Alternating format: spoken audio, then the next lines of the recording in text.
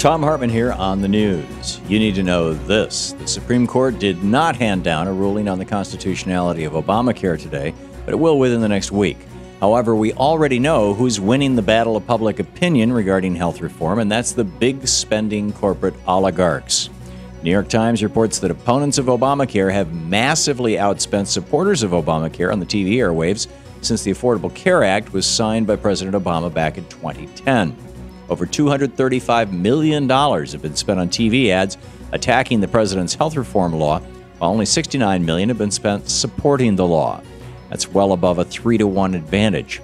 Chamber of Commerce spent $27 million on attack ads against the law, while Karl Rove's Crossroads Super PAC spent $24 million, and the Koch brothers funded Americans for Prosperity has so far spent $6 million. Point is, advertising works, and the side that's willing or able to spend the most money on advertising usually wins. We saw this played out in the 2010 midterms when corporate money catapulted the Tea Party Republicans into Congress, and we saw this again earlier this month when Governor Scott Walker outspent his opponent by at least 9-to-1 to survive a recall election in Wisconsin. In post-Citizens United America, big money almost always wins. In screwed news, there's more proof that the European austerity regime is not working. A new report by Eurostat, the EU's official statistics agency, found that countries that didn't adopt austerity have seen gains in household consumption and economic activity, while countries that have adopted austerity are watching consumption fall and their economies stagnate. For example, Portugal, Spain, Greece, and Ireland have all seen their household consumption fall below the EU average since they passed austerity spending cuts. Less household consumption means people are spending less money and businesses are hiring fewer workers. Makes common sense. But Finland, Austria, and Germany, countries that did not inflict austerity on their people, all have seen household consumption grow and are well above the EU average.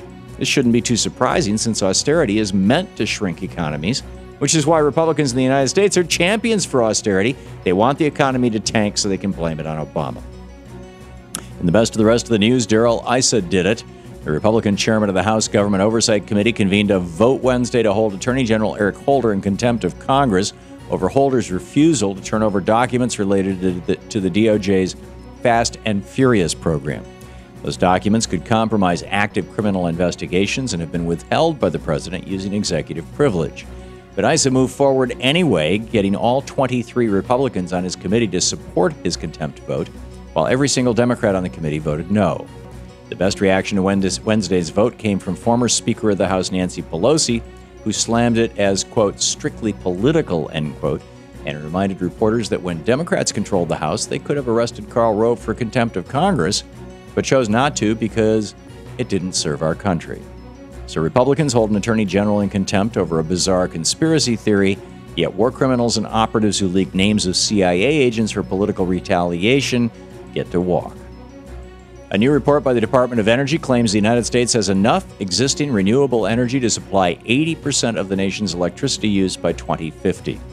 This is the largest study to date regarding our nation's renewable energy capacity, but it's reminiscent of a 1978 White House report during the Carter administration that suggested the United States could become a solar society by the year 2020. Unfortunately, we know what happened. Since 1978, Ronald Reagan moved into the White House, took down the solar panels on top of it, and for the next 30 years, big oil exerted more and more influence on our government to keep us all addicted to their product, culminating in 2000 when two oil men, Bush and Cheney, were elected to the White House. If we're ever going to get off our 19th century oil binge and join the rest of the world in using 21st century renewable energy sources, then we need to kick the oil barons out of our government. Speaking of oil barons in our government, the Republic Report today exposed Republican Senator Lindsey Graham as a shill for big oil. As reporter Zed Jelani reveals, earlier this month, Senator Graham introduced the South Carolina Offshore Drilling Act, which opens up areas of the coast of South Carolina to oil and gas drilling.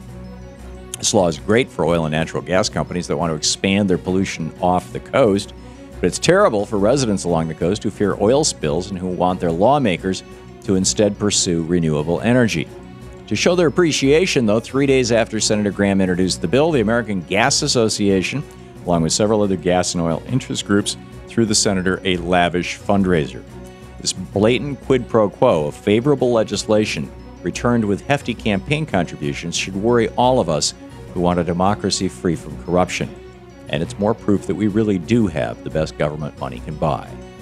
And finally, Mitt Romney is forcing Republican governors into an awkward position. Knowing that his best chance to win the White House is if the economy crashes, Mitt Romney is asking Republican governors to downplay any boasting about job creation within their states.